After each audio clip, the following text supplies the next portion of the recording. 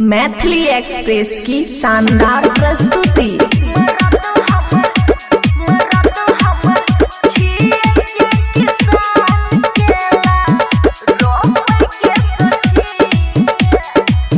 खुशी recording studio बलुआहा।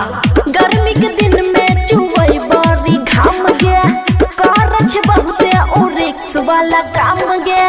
गर्मी के दिन में चुवई बड़ी घाम गे करछ बहुते ओरिक्स वाला काम गे। हर घर शान से घूम के सखी मरद हमर छिए गे किसान केला रोप के सखी मरद हमर छिए गे किसान केला रोप के सखी। DJ good Madhubani, DJ good Madhubani. मरद हमर छिए गे किसान केला रोप के सखी, रोप के सखी।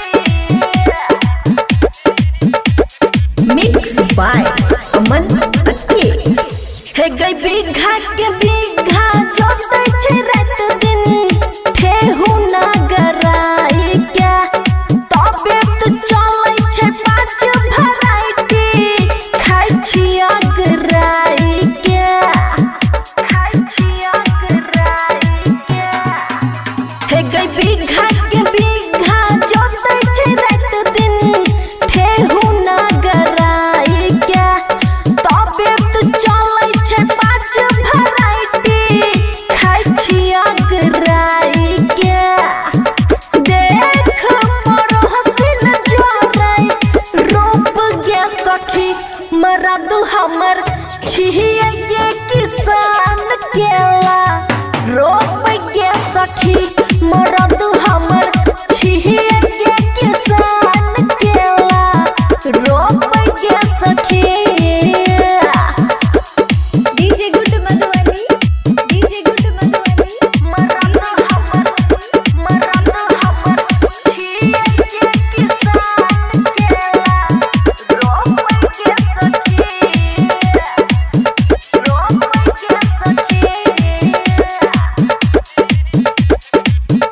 खुशी रिकॉर्डिंग स्टूडियो बलुआहा। हे गई रोशन दीवाना पिया करे छै खेती लागत लगाई के।